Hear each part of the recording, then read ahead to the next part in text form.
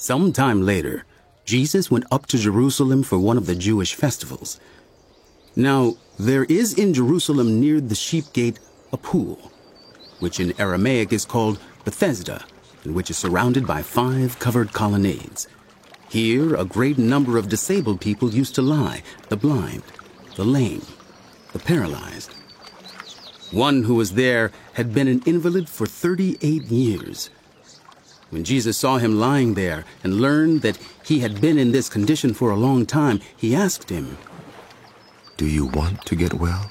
"Sir," the invalid replied, "I have no one to help me into the pool when the water is stirred.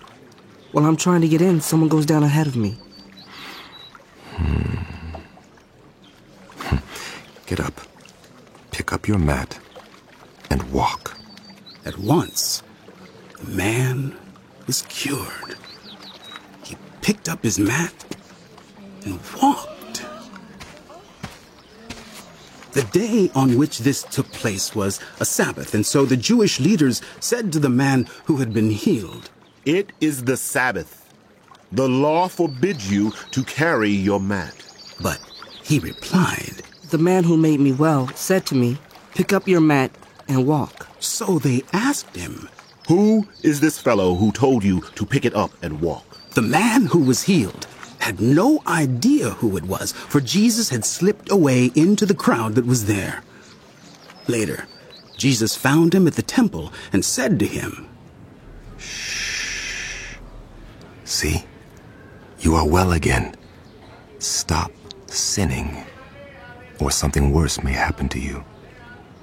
The man went away and told the Jewish leaders that it was Jesus who had made him well. So, because Jesus was doing these things on the Sabbath, the Jewish leaders began to persecute him. In his defense, Jesus said to them, My Father is always at his work to this very day, and I too am working. For this reason, they tried all the more to kill him. Not only was he breaking the Sabbath, but he was even calling God his own Father, making himself equal with God. Jesus gave them this answer. Very truly, I tell you, the Son can do nothing by himself. He can do only what he sees his Father doing, because whatever the Father does, the Son also does. For the Father loves the Son and shows him all he does. Yes, and he will show him even greater works than these, so that you will be amazed. For just as the Father raises the dead and gives them life, even so the Son gives life to whom he is pleased to give it. Moreover, the Father judges no one, but has entrusted all judgment to the Son, that all may honor the Son just as they honor the Father. Whoever does not honor the Son does not honor the Father who sent him. Very truly I tell you, whoever hears my word and believes him who sent me has eternal life, and will not be judged, but has crossed over from death to life. Very truly I tell you, a time is coming, and has now come, when the dead will hear the voice of the Son of God, and those who hear will live. For as the Father has life in himself, so he has granted the Son also to have life in himself. And he has given him authority to judge, because he is the Son of Man. Do not be amazed at this, for a time is coming when all who are in their graves will hear his voice and come out.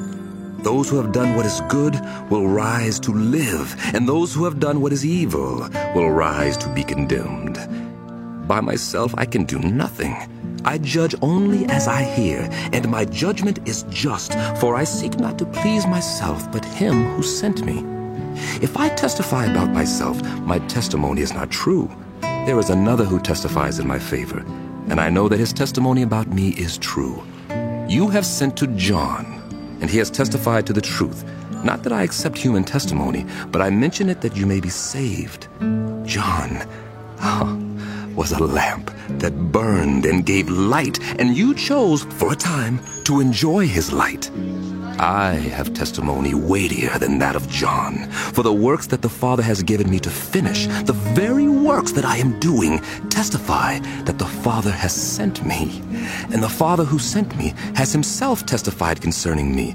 You have never heard his voice, nor seen his form, nor does his word dwell in you, for you do not believe the one he sent. You study the scriptures diligently, because you think that in them you possess eternal life. These are the very scriptures that testify about me. Yet, you refuse to come to me to have life. I do not accept glory from human beings, but I know you. I know that you do not have the love of God in your hearts. I have come in my Father's name, and you do not accept me. But if someone else comes in his own name, you will accept him. How can you believe? Since you accept glory from one another, but do not seek the glory that comes from the only God. But do not think I will accuse you before the Father. Your accuser is Moses, on whom your hopes are set. If you believed Moses, you would believe me, for he wrote about me.